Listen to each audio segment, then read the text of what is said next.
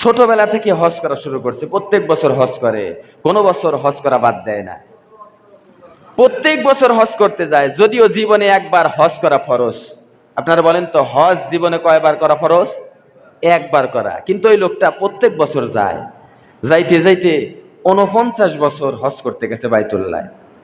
যাওয়ার পর ৫০তম বছরে একেবারে বৃদ্ধ হয়ে গেছে, কিন্তু হজ করতে যাবে একা, তার সাহসে ঘিরতেছে না যে হজ করতে গিয়ে আমি তো স্বয়ং সম্পূর্ণভাবে হজ করতে পারবো না। উনি চিন্তা করতেছে কি করা যায়। তাহলে ওনার একটা নাতি আছে, নাতিক বলতেছে, নাতি তুমি আমার সফর সঙ্গী হিসেবে চলো, আমি তো একেবারে অপারগ হয়ে গেছি, কিন্তু মনটা আমার চায় যে একটু বাইতুল্লাহ যাই। ঠিক আছে, নাতিকে সাথে করে হজ করতে গেছে, তাওয়াফ করতেছে, তাওয়াফ করতেছে, লাব্বাইক আল্লাহুম্মা লাব্বাইক এটা যখন বলতেছে, এখন পাল্টা ওখান থেকে একটা জবাব আসতেছে যে তোমার লাব্বাইক কবুল হয় নাই। আরবিতে এরকম একটা জবাব আসতেছে, লা লাকা লাব্বাইক, তোমার লাব্বাইক কবুল হচ্ছে না। এই শব্দটা যখন আসতেছে কানে, নাতি জিজ্ঞেস করতেছেন, দাদা শোনেন, দাঁড়ান একটু দাঁড়ান, আপনি কি শব্দ শুনছেন? কি শব্দ? লা লাকা লাব্বাইক। লাব্বাইক যা আল্লাহর কাছে আপনি লাব্বাইক বলতেছেন, এটা নাকি কবুল হচ্ছে না, গায়েবী আওয়াজ আসতেছে। তখন বলতেছে যে হ্যাঁ আমি শুনছি। তুমি এটা শুনছো? বলতেছে হ্যাঁ আমিও শুনছি। তখন বলতেছে তাইলে এর কারণ কি? তখন দাদাই বলতেছে, নাতি আমি ৪৯ বছর যাবৎ হজ করতেছি, এবছর হচ্ছে ৫০তম বছর। আমি ৪৯ বছর যাবৎ যে হজ করতেছি, প্রত্যেক বছর আমি যখন এই তাওয়াফ করতে যাই, আমার কানে গায়েবী আওয়াজ আছে, লা লাকা লাব্বাইক, তোমার লাব্বাইক কবুল হচ্ছে না। তারপরে আমি এবছর হজ করতে আসছি। কেন হজ করতে আসছি? যদি আল্লাহ কবুল করে নেয়। তখন গায়েবী আওয়াজ আসতেছে যে তোমার হজ কবুল হয়ে গেছে। চিন্তা করে দেখেন, আসলে ওনার নিয়ত ছিল আল্লাহকে পাওয়া। তার কাছে খবর আসতেছে, গায়েবী আওয়াজ আসতেছে, কি চাও তুমি? বলতেছে, আল্লাহ আমি তো কোনো কিচ্ছু চাই না, আমি কিচ্ছু চাই না, আমি শুধু তোমাকে চাই। তোমাকে পাওয়ার জন্য ৫০ বছর যাবৎ হজ করতেছি, কবুল হয় না, তাও আসি। কেন?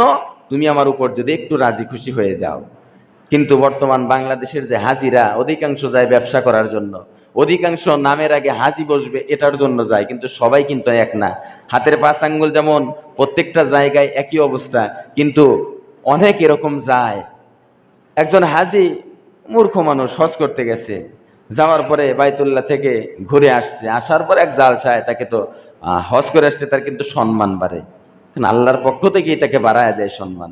উনি হজ করতে আসছে, মূর্খ মানুষ, সবাই ওনাকে সভাপতির দায়িত্ব দিছে। জালসায় যাওয়ার পরে বলতেছে যে ভাইয়েরা আমার, বন্ধুরা আমার, গিয়েছিলাম আমি এবছর হজ করতে, কিন্তু যাওয়ার পর এত জিনিস দেখলাম, যেখানে তাকাই সেখানেই শুধু আরবি, যেদিকে তাকাই সেদিকে আরবি, পানি চাইলে বোঝে না, আরবিতে কথা বলে। কিন্তু হজ করতে যে আমি ২টা জিনিস বাংলা পাইছি, আর কোনো কিছু বাংলা পাই নাই। একটা হচ্ছে আজান, আর একটা হচ্ছে ইকামত। আজান আর ইকামত বাংলা পাইছে, আর কোনো বাংলা নাই, শুধু আরবিতেই বলে ওখানে। আপনারা বলেন তো, আজান আর ইকামত এটা আরবি না বাংলা? এটাও কিন্তু আরবি। আসলে বাংলাদেশ থেকে শুনতে শুনতে মুখস্থ হয়ে গেছে, যার কারণে ভাবছে যে আসলে এটা বাংলা শব্দ। মূর্খ মানুষ তাই।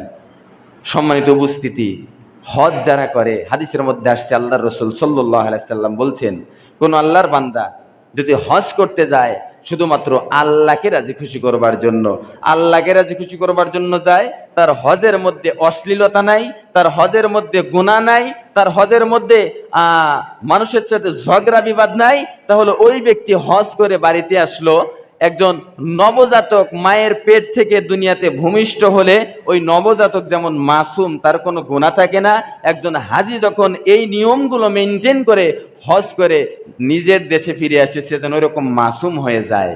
সুবহানাল্লাহ। চিন্তা করে দেখেন, যে হজ করে একেবারে মাসুম হয়ে যায়, তার আগে পরে কোনো গুনাহ থাকে না, আল্লাহ তাআলা একেবারে মাফ করে দেয়। অথচ বাংলাদেশে এমনও কিছু হাজি হজ করে আসে, আমার মনে হয় গুনাহ ডাবল হয়। আল্লাহ গুনারও ডাবল বানায় দেয়। কেমনে বানায় দেয়? দেখবেন হাজি মানুষ, আরে বাপরে, হাজির অবস্থা, হাজি হজ করে আসছে, মাগার কাঁচা দেয়। আসেন, দেখেন নাই আপনার মধ্যে কিরকম হাজি দেখেন নাই? কাঁচা দিয়ে জমিনে নেমে পড়ছে, একেবারে মাঠ বরাবর নেমে পড়ছে এক হাজি।